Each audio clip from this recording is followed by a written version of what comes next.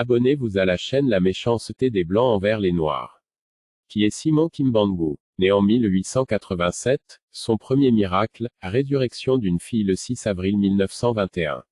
Après une série de miracles, il est arrêté le 12 septembre 1921 avec la complicité de l'Église.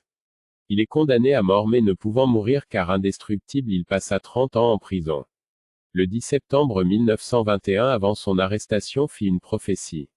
Le noir sera blanc et le blanc sera noir, les guerres persisteront, le Congo et l'Afrique seront libérés. Les décennies qui suivront la libération seront terribles. Les premiers gouvernants africains travailleront au bénéfice du blanc. Ils entraîneront sur le conseil du blanc les populations aux guerres entre elles.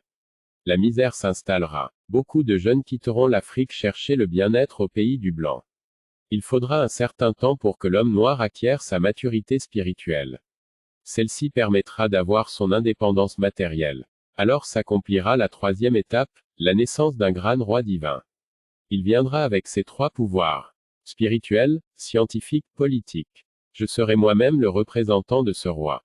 Kimbangu a prédit la Deuxième Guerre mondiale. Les indépendances. Les dictateurs africains qui ont travaillé pour l'Occident, Bongo, Mobutu, etc.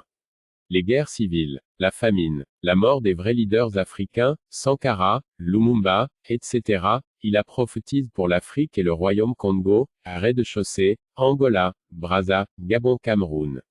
Kimbangu a été tué plusieurs fois après sa sentence mais revenait toujours à la vie ainsi en la trempe dans l'acide au fond d'un fût soudé et jeté au fond d'un fleuve, il est sorti de l'eau intact. Fusillé sur le champ, il ne mourut pas. Attaché à une pierre et jeté dans l'eau, il sortit du fleuve Congo. Durant ses 30 ans de prison, Kimbangu a été vu dans plusieurs villes du Congo en Afrique et même en Europe.